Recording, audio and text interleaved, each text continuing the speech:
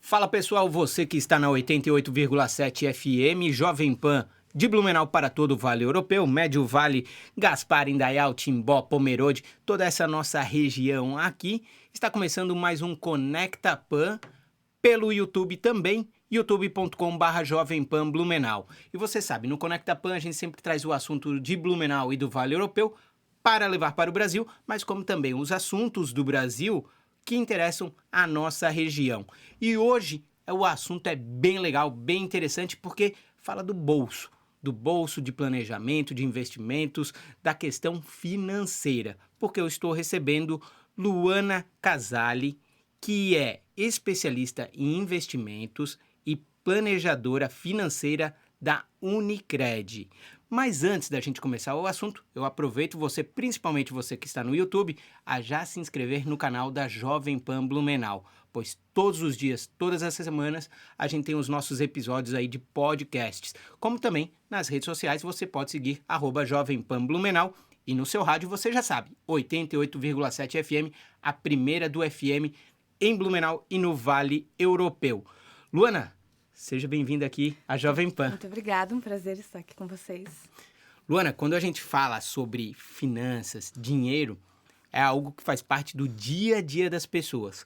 Qual a importância da questão do dinheiro no dia a dia das pessoas, no sentido de fazer a diferença, de ter um planejamento, de entender o que é um investimento? Você que vive isso, tem a visão do mercado financeiro, tem a visão das cooperativas de crédito e também tem essa visão de conversar com pessoas. Legal essa pergunta, Neto, porque primeiro de tudo, o dinheiro ele tem uma importância, né, na vida de todo mundo, seja pessoa física, seja jurídica, e como que a gente lida com ele é que determina como que será a nossa saúde financeira. Então, quando a gente fala de ter um planejamento ou não ter, muda tudo, né, a sequência da tua vida. Então, quando a gente fala em planejamento, até a gente estava trocando ideia antes, né? Então, quando a gente fala de que existem imprevistos, por exemplo, que são previstos, né? Então, já não são mais imprevistos. Então, sempre que a gente trabalha de planejamento financeiro, é tentar olhar como um todo a vida daquela pessoa ou daquela empresa. E para isso que, geralmente, né, hoje a gente tem aí no mercado várias plataformas que trazem esse conhecimento gratuito hoje, né? Então, seja pessoa física, jurídica, especialistas, consultores. E o legal é cada um identificar, porque não tem uma receita. Então, a gente não consegue falar, por exemplo, generalizar algo. Então, é muito específico, né, daquela pessoa, daquela situação, daquele momento de vida que ela está vivendo. O que é bacana sempre a gente entender é como é que está o cenário que a gente está envolvido. E aí entra muitas vezes a pessoa fala, mas eu não sou economista, eu trabalho com outra coisa. Mas o que está acontecendo na economia, ele acaba interferindo em tudo, né? E indiretamente, você pode não perceber, mas as tuas coisas ficam mais caras, a gasolina fica mais cara, o pão fica mais caro, o mercado fica mais caro, e tudo existe um porquê. Então, tudo está interligado. Então, falar de planejamento financeiro, falar de dinheiro, falar de economia, é algo que todos nós, né, de alguma forma, estamos envolvidos em tudo isso, né? Então, por isso a importância também. Muito legal isso que você falou dessa conjuntura. Que a gente que todo dia é bombardeado com informações e nos últimos anos tem se falado cada vez mais sobre a questão de economia, que antigamente, eu lembro quando eu era bem novo, que eu devia ter a idade do Guilherme, o mais novo, a gente falava muito de inflação, uma inflação que era absurda no Brasil. Aí eu lembro que eu ganhava um dinheiro, uma mesada, e o meu pai falava assim, pega esse dinheiro aqui e usa já. E eu era sempre assim, não, eu vou poupar, porque eu via o tio Patinhas lá com o cofre lá, eu assim, um dia eu vou chegar a ter isso. E no outro dia, aquele dinheiro que eu podia comprar alguma coisa, eu não comprava nem bala. Exato. Que era essa inflação, assim, que eram números enormes. E depois a gente também vivia uma época que a cada 2, 3 anos a gente mudava de moeda. Era cruzeiro, cruzado real, aí depois veio o real e Sim. Quem nasceu nos anos 90, 2000, viveu só com o real. Mas quando a gente fala de economia aí no noticiário, fazendo esse resgate, hoje a gente fala muito sobre os efeitos do mundo, que é aquela história. Não é só o que acontece no Brasil, mas o que acontece no mundo. Por que um fato na Ásia, nos Estados Unidos, influencia o meu dinheiro. Exato. Outra coisa que é só importante a gente resgatar, né? A gente tem um público aí, como tu falou, que nasceu em 90 e 2000, que nem sente direito o que foi a inflação no Brasil, né? Então, primeiro, o que que é a inflação, né? Isso é importante todo mundo estar na mesma página, porque um chama de IPCA, outro, né, aqui no dia a dia é inflação, mas é a perda do poder de compra, né? Então, eu sempre gosto daquela batatinha, da Chips, sabe? Sim, Da Ruffles, né? sim, da Ruffles. Fazendo propaganda, né? Segue o link, tem ali, Segue o né? link. Mas antigamente, quando a gente comprava, aquele pacote vinha mais cheio e tu pagava um X valor. Hoje você vai no mercado com o mesmo X valor, o pacote vem com bem menos batatas lá dentro, né? Sim, vem com um Tem mais peso ar. Isso aí, a gente tá comprando ar. E a gente está comprando ar. E então, o meu dinheiro já não compra mais a mesma quantidade de batatinha que comprava 5 anos atrás. E isso é a inflação no nosso dia a dia. Então, quando a gente entende isso, é uma preocupação quando a gente está olhando a longo prazo. Então, quando eu guardo um dinheiro, por exemplo, uma das minhas preocupações deveria ser que o meu dinheiro acompanhe, né, a inflação ganhando um pouco mais. E isso é o que a gente chama de ganho real, por exemplo. Então, dentro do investimento, para eu ter um ganho real, em tese, seria ganhar mais do que a própria inflação do período. E eu sempre gosto de trazer tudo que traz inflação, porque é uma coisa que todo mundo sente, né? Como eu falei, o pão fica mais caro. Aí entra a tua pergunta, Ucrânia e Rússia, né? Que aconteceu aí, todo mundo acompanhou, ou ouviu falar em algum momento. O que isso refletiu aqui, por exemplo, lá? Ucrânia e Rússia, o que refletiu aqui? Tudo, né? Basicamente tudo. Então, o nosso país ele é muito voltado para commodity, ou seja, a gente tem a parte de petróleo, tem a que precisa, né? A gente tem aqui o agronegócio muito forte aqui dentro, então a gente fala de milho, de soja, de energia e assim vai. Então, tudo isso acabou ficando o quê? Mais caro. Porque algo que acontece lá fora, né, acaba interferindo tudo na nossa vida. Então, quando a gente vê o mercado ficando mais caro, tem um porquê. E nem sempre é só porque aqui dentro a gente acaba generalizando muita coisa, né? Ah, é porque o governo funciona, ou é porque nossas taxas são altas, ou é por isso, por aquilo. Pode ser também, mas é uma conjuntura total, né? Então, até a gente estava falando antes, movimentos que acontecem, né? A ida de alguém dos Estados Unidos visitar alguém da China, alguém do Japão, ou vice-versa. O mercado, todo mundo fica olhando, porque é um aperto de mão errado, uma olhada errada, a economia ela é muito sensível e tudo se precifica nesse exato momento. Então, a gasolina sobe porque aconteceu alguma coisa. A gasolina baixa porque aconteceu alguma coisa, não só nacionalmente, né? Muito pelo contrário. É tudo que acontece lá fora, inclusive, né? A nossa própria inflação, ela também aumenta. Ela começou ali depois da pandemia e é importante resgatar isso, né, Neto? A gente estava com uma inflação um pouco comportada, de certa forma, antes da pandemia, e tendo a pandemia, teve muito estímulo do governo aqui, né? Então, teve vários auxílios, a taxa Selic caiu lá embaixo para estimular, né, as empresas a sobreviverem naquela época, e com isso as pessoas foram comprando. Não era colocado para guardar dinheiro, e sim para você consumir. Isso fez com que a inflação chegasse lá em cima. Agora que começa a trabalhar para redução, acontece a guerra. Ficando tudo mais caro que é básico, né? Então, a nossa comida, nosso transporte, gasolina, diesel, enfim, tudo ficando mais caro. E isso afeta totalmente o nosso dia a dia, né? Então, respondendo a tua pergunta, tudo que acontece lá fora, de alguma forma, tem impacto aqui. E aí uma pergunta assim, por que, como falasse, uma palavra maldita, assim... Mal colocada, mal né? colocada, né? Que maldita fica com má fé. Ali mal colocada. Ou um movimento, que nem às vezes a gente vê, tal empresário teve um mau desempenho, ou vai comprar um produto, tem toda uma movimentação. E às vezes, tipo assim, não muda nada no dia a dia operacional, mas interfere muito na questão de valores de investimentos, na questão de custos. Por que o mercado se antecipa? É que o mercado, de forma geral, no mundo, ele é sensível, né, a especulações.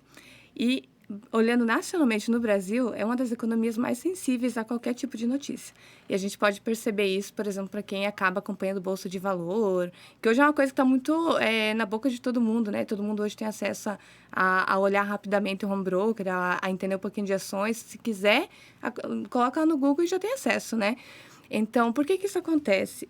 Qualquer palavra como tu colocou, né? Maldita não, né? Mal colocada. Ela interfere na especulação. O que eu acho que vai acontecer? Porque o mercado ele só é formado porque alguém acha que vai cair e alguém acha que vai subir. Por isso se forma o mercado. Porque se todo mundo tivesse a mesma opinião, não teria o mercado em si, né? Então, o mercado todo dia é isso. Então, ontem, aliás, na quarta-feira, teve aumento da taxa Selic. Isso refletiu, em tese, positivamente na Bolsa, por exemplo. O que pode ser que em outros períodos não, mas é porque agora quer dizer que as pessoas estão mais otimistas, de certa forma, olhando aqui nacionalmente, olhando o mundo como um todo, né? Então, é especulação. E por isso também reflete no dia a dia os preços, né? Tu vai colocar lá, hoje tá mais barato, amanhã tá mais caro. Enfim, é que nem tu ir no mercado. Um dia tu vai lá, terça-feira lá tá barato, vai na quarta já não tá, na quinta já tá, de novo. Não tem uma ordem específica, né? Hoje o mundo, na verdade, como um todo, tá difícil você prever qualquer coisa. Quando a gente fala um pouquinho de bolsa de valores, então a gente pode considerar que existe uma parte da bolsa que ela é especulativa, então, ou seja, são apostas? Hoje tem muita gente, até tem alguns dados que colocam. Primeiro, olhando o Brasil, né? Poucos investidores ainda, pessoa física, dentro da Bolsa. Mesmo? Tem poucos, perto de toda a população que nós temos aí. Se não me engano, o último dado era 3%, tá? Então, da população, é pouca, né? Perto de toda, comparar com os Estados Unidos, por exemplo, que já é uma coisa mais cultural deles investir, né?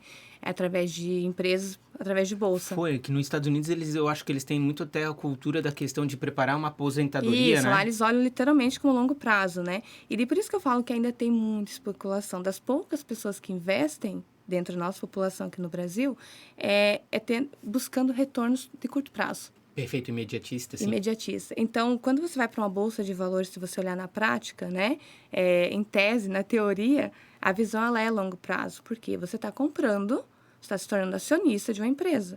Você não se torna sócio de uma empresa esperando qualquer coisa dela. Você espera, né, de certa forma, lucro, espera que no longo prazo ela vá bem, entende o projeto, enfim, essa é a parte mais fundamentalista, né? E daí existem outros cenários, o pessoal busca muito curto prazo. E é por isso que acontece, já até prevendo outra pergunta sua aí, volatilidade, né? Por que os preços sobe e cai? Porque as pessoas também dão uma notícia já sai.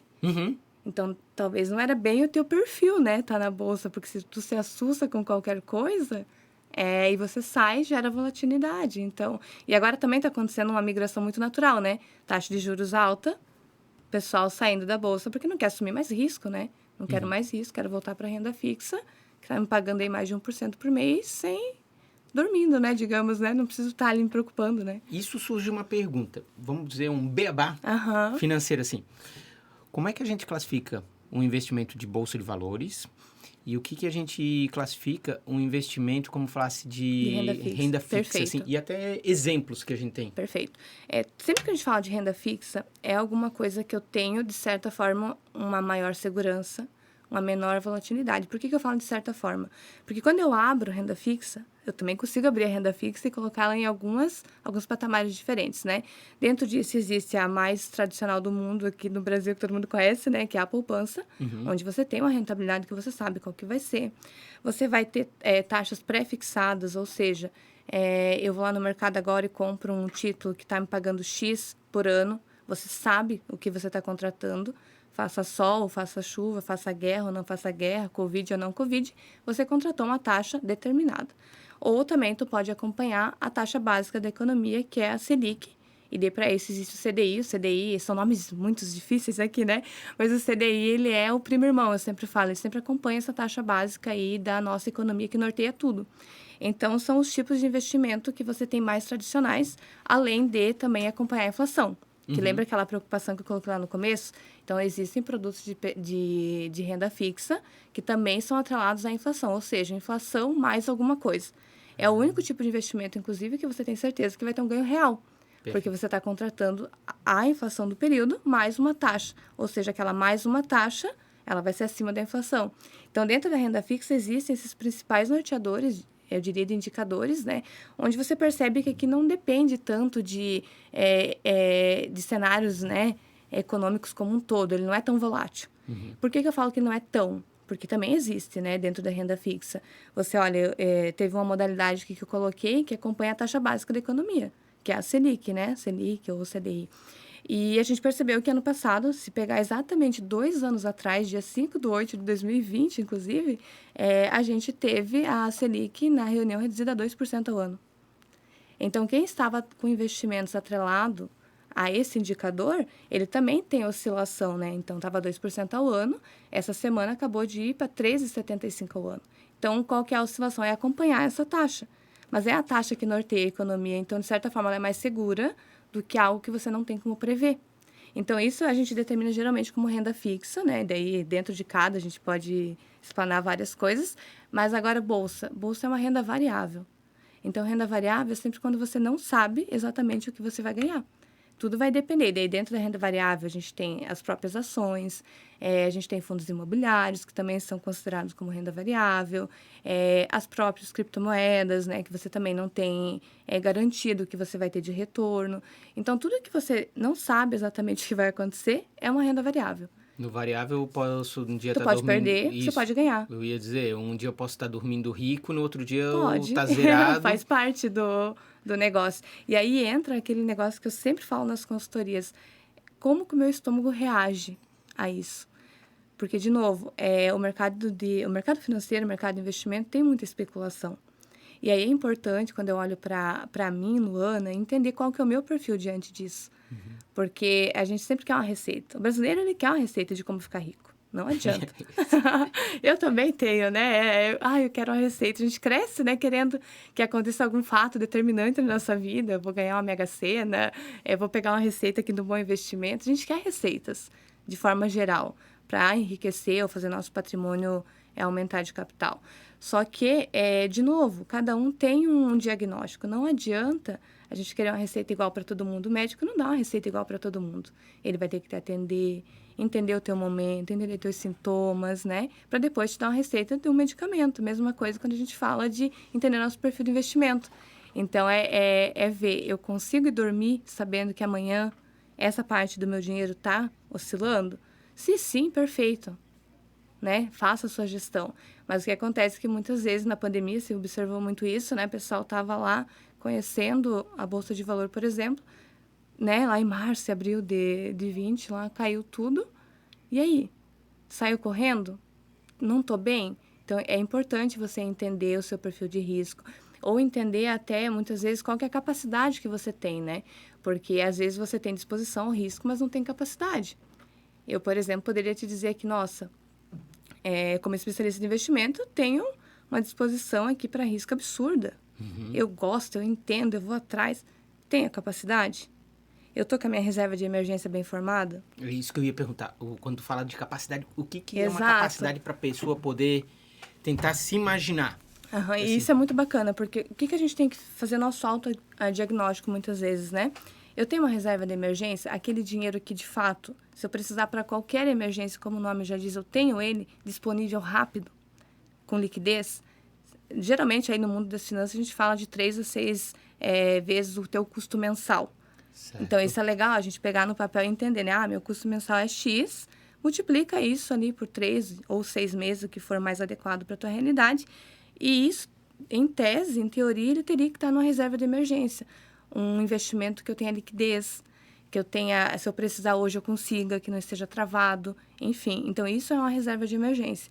E aqui, a nossa preocupação não tem que ser a melhor taxa de juros do mercado. Ela tem que ser segura, tem que ser um perfil mais conservador nesse momento, porque se eu precisar do dinheiro amanhã eu tenho, né? Então, em teoria, a reserva de emergência é isso. E após isso, eu vou colocando conforme meus objetivos, né? Então, eu tenho um objetivo aqui a curto prazo, que é em dezembro fazer uma viagem. Eu tenho outro objetivo que também ainda é curto prazo, que é os materiais do meu filho lá em fevereiro, né? Voltando às aulas. Eu tenho um já de médio prazo, que é trocar um carro ali daqui a 1 ano e meio. Eu tenho outro que é mais futuro, aposentadoria. E daí, dentro disso, eu vou colocando a parte de risco, né? Porque quando eu falo, estou planejando daqui 20 anos me aposentar. Aqui eu tenho como assumir um pouco mais de risco, porque eu tenho tempo. Ele pode cair, ele pode subir, sendo que no prazo ele me entregue um retorno relativamente bom, ok. Agora, para aquela reserva de emergência que se eu precisar amanhã, aí vamos num exemplo prático, né? Coloco o dinheiro aqui, coloco ele no risco. amanhã acontece algum problema de saúde, o carro estraga, eu preciso do carro para trabalhar, alguma coisa nesse sentido, eu preciso do X valor, e naquele dia a bolsa deu negativo. E aí?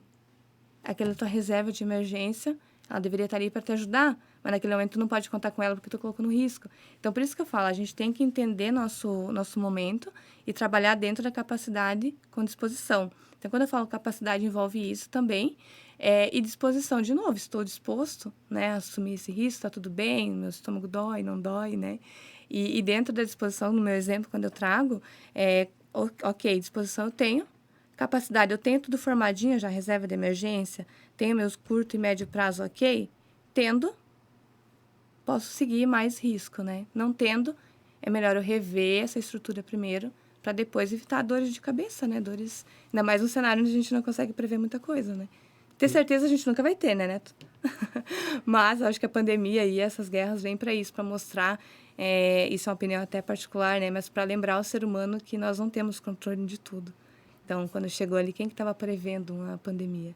E todos os seus efeitos? Quem estava prevendo agora que quando começa o mundo a voltar à sua normalidade, tem um conflito entre as potências?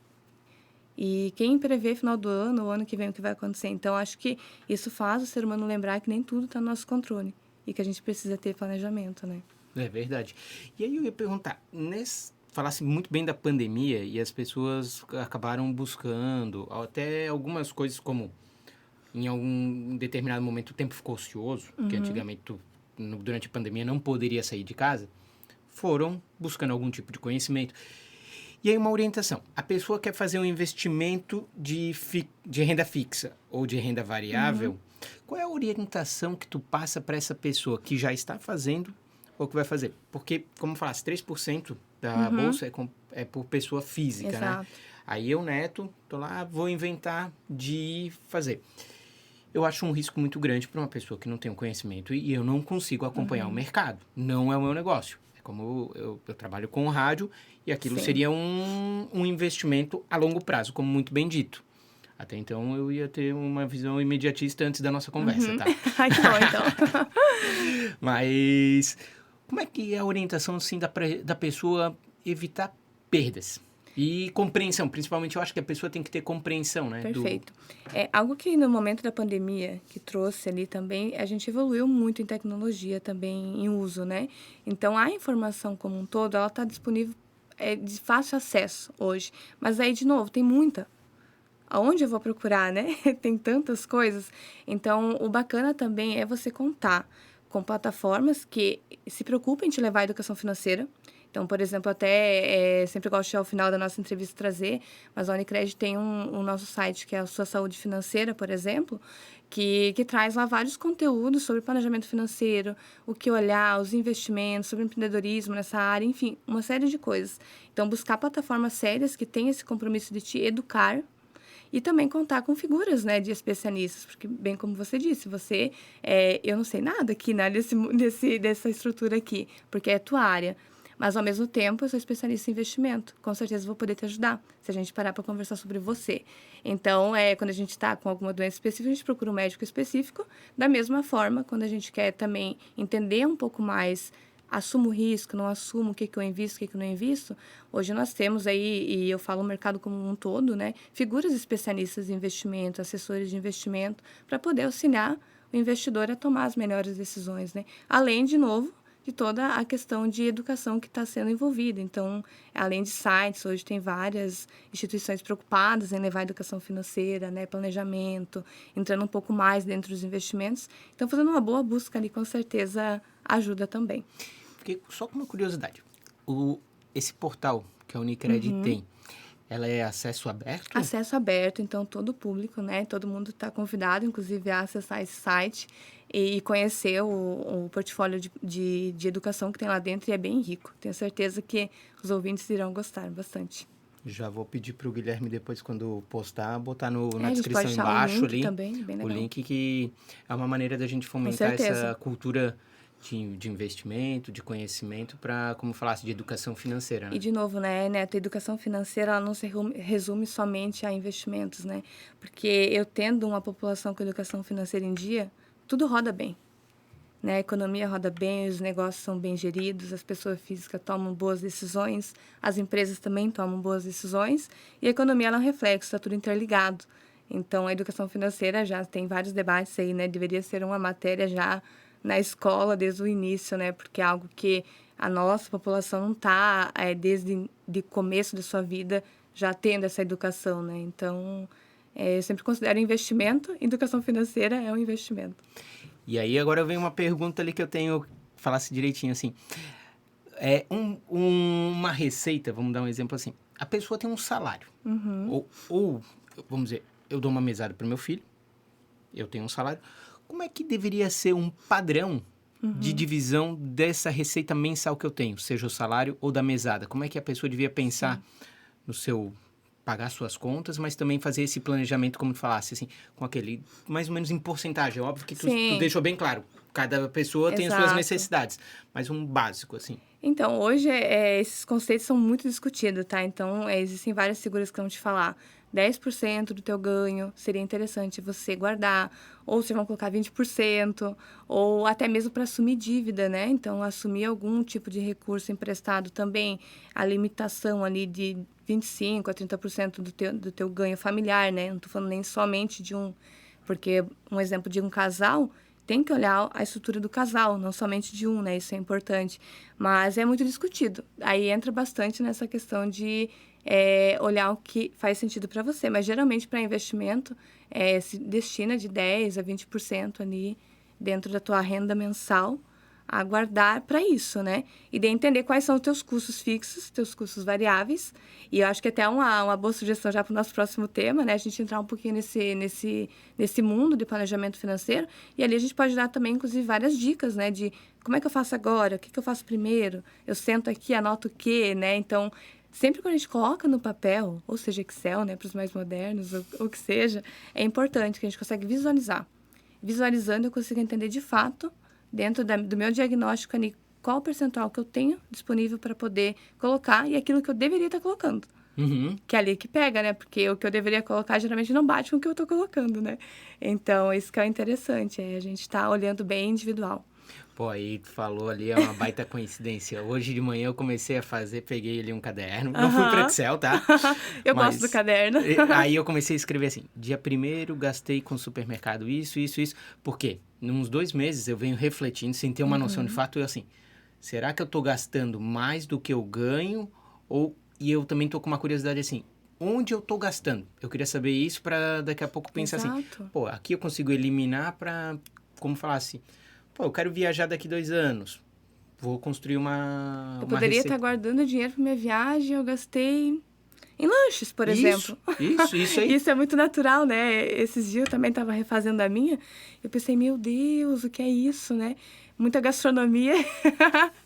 E poderia estar colocando isso aqui em outras situações. E bateu esse do lanche, que era bem aquilo, assim, eu tava com o hábito, e a semana eu parei, no meio da manhã, tem uma padaria aqui perto, aí assim, vou lá tomar um café. Aí foi isso que eu pensei assim, todo dia eu tô indo lá, tô gastando de 7 a 14 reais, 22 dias, de 200 a 300 reais por mês, eu assim, pô, em um ano são 3 mil reais. É uma viagem pro Chile? Exatamente. E depois a gente reclama, meu Deus, eu não tenho dinheiro para viajar. Isso, e aí nessa esfera de né? rede social, aí tu vê, pô, meu amigo foi pro Chile e eu aqui. Aí eu pensei... Aí postam aquelas fotos maravilhosas e a gente pensa, meu Deus, eu queria estar lá, mas eu poderia estar lá. Isso, que eu optei por tomar café na Ponta Aguda enquanto ele tá tomando em Exato, Santiago. Exato, então é isso aí que muda o dia a dia, né? São escolhas. Então a nossa vida financeira é muito voltada a escolhas. E não tem nada de errado tomar seu café lá, né? Assim como eu comprar meu pãozinho de queijo. Desde que eu consiga entender, porque eu também tive essa experiência essa semana, tá? Eu percebi que eu tô comprando pão de queijo todo santo dia, e num lugar caro ainda, que eu reparei. Que o preço médio do queijo não é aquele. Eu dei uma olhada, tô pagando mais caro e todo dia naquele pão de queijo. E eu poderia estar fazendo um outro investimento, e não tô nem dizendo investimento financeiro, mas eu poderia estar comprando até um sapato, né?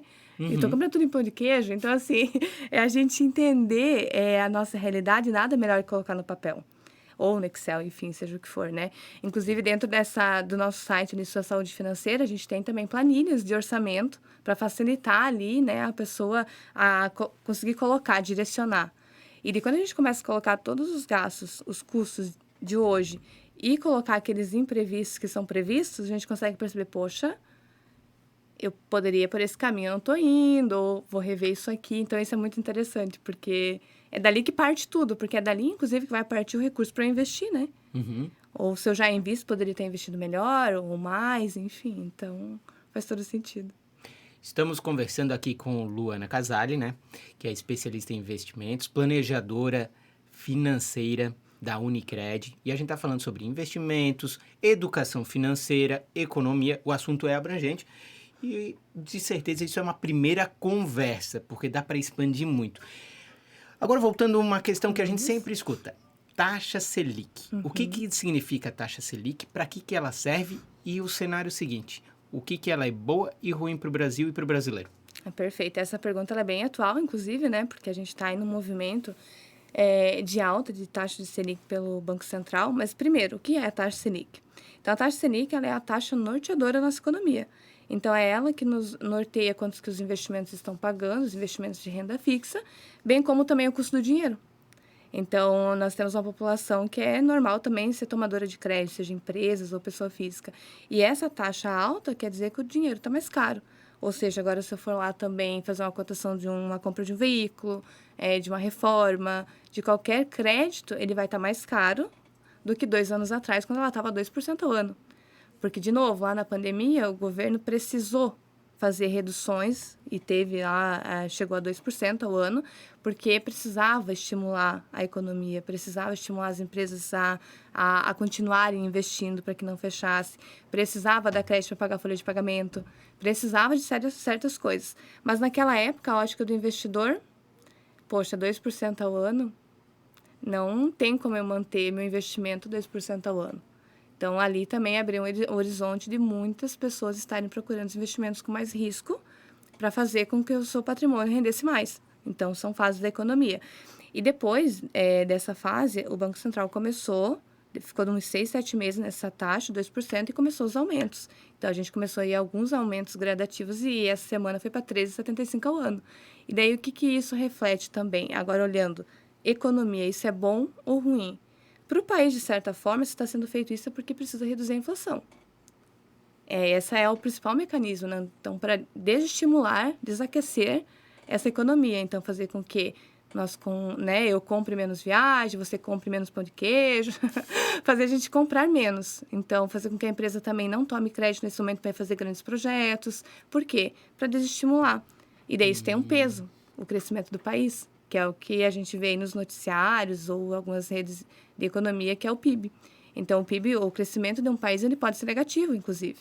Então, isso é um reflexo. Uma economia que não anda, né, que acaba desaquecendo demais, ela também pode acontecer esse desaquecimento na parte do crescimento do país. Agora, olhando pela ótica do investidor, é melhor eu investir a 2% ao ano ou a 13,75 ao ano? Então, olhando pela ótica do investidor agora, é um bom momento para ele estar assumindo posições mais conservadoras, porque agora eu não preciso buscar investimento com risco para eu ganhar 13,75 ao ano. Eu consigo ganhar isso facilmente, fazendo boas escolhas ali dentro de renda fixa, por exemplo, e sem me preocupar, né? Sem dormir com o meu estômago doendo, né? Abrir, às vezes, um aplicativo, um extrato e ficar assustado. Então, por isso que eu te falei lá no início que está acontecendo um movimento muito natural de migração. Pessoas migrando de bolsa para renda fixa. E são cenário que não vai durar a vida toda. Uhum. Então, já se fala aí de talvez acontecer mais um aumento ainda por parte do Banco Central, fechando em 14 no ano. Outro já aposto que não, que a inflação já começou a reduzir, né? Então, já começou a ter o efeito desejado, perto do desejado, na verdade, né? Então, não precisa mais aumentar, mas que ano que vem, naturalmente, essa taxa vai reduzir, porque um país não é positivo, um país com uma taxa tão alta. De novo, porque não aquece a economia, né? Então, a gente está com esse cenário resumido a Selic, tá? Bom para a economia não é. Para o investidor, tá ótimo. Para a pessoa que tem o dinheiro e o capital que pode... Exato. Mas o motivo dela tá sendo aumentada, de fato, é para conter a inflação. Então, a gente precisa reduzir a inflação, né? É uma preocupação, inclusive, que não é só do Brasil. É uma preocupação mundial isso. Então, esse reflexo, por exemplo, Ucrânia e Rússia, não foi só no Brasil. Isso foi mundial, né? Então, a gente tem, por exemplo, não só devido à Ucrânia e Rússia, mas a todo o contexto de pandemia e tudo mais, a gente tem aí a maior economia do mundo, Estados Unidos, com a maior inflação em 40 anos, né? Então, lá está com a inflação de mais de 9% nos últimos 12 meses, o que é uma inflação muito alta para aquela economia, né? Que é a economia referência. Mais alta em 40 anos, como eu falei. Então, é uma preocupação de vários países, sejam desenvolvidos ou não, e isso preocupa, né? Isso gera aquelas especulações, aquela ociosidade também. O que eu faço agora, né? Espero, não espero, assumo uma posição, não assumo. Então, de novo, o mercado está muito volátil também devido a essas incertezas, né? Sim, não, e a gente sente assim, eu gosto de Coca-Cola, né? Aham. Aí o 2 litros da Coca-Cola durante um tempo era R$ 4, foi para 5, para Nossa, bom 6. tempo Hoje, esse, né? isso. Aí hoje encontra 8. Aí tava vendo um fardo lá de 6 Coca-Colas, R$ 80. R$ 80. Socorro. Aham. E no caso agora específico, como eu falasse, o litro do leite é Exato. mais caro do que o litro da gasolina. É um absurdo, né? É um absurdo. E eu ia dizer o seguinte, tu deve conviver com uma situação. Quando as pessoas te conhecem ou tu se apresenta, especialista em investimento, planejadora financeira da Unicred, ela sempre te pergunta assim, e aí? A pergunta de $1 milhão, né? Isso aí! Mas pode fazer. Aí, assim, qual é o caminho que a gente deve seguir, assim? Não só eu, mas as pessoas que estão acompanhando, assim, pensando no... Pô, quero crescer. Qual o melhor investimento, Qual é o melhor, né? isso? Essa é a pergunta tradicional. Qualquer lugar que tu chega, ou tu vai conversar com o cooperado, ou até pessoas da sua convivência, né? Qual que é o melhor investimento? Gente, de novo, não tem receita. Como especialista, o que eu posso falar? Diversificar uma carteira é importante. Diversificação é o consenso aí do mercado como um todo, porque se eu tenho... respeitando o meu perfil de novo, né? Entendendo o meu perfil, eu consigo diversificar e posso colocar só em renda fixa. Antes eu abri 4 situações. Eu posso me proteger da inflação, posso acompanhar a taxa aí básica da economia, posso prefixar uma parte e posso ter outras situações aí também que envolvem renda fixa. Posso colocar uma parte com mais risco, posso colocar uma parte no exterior.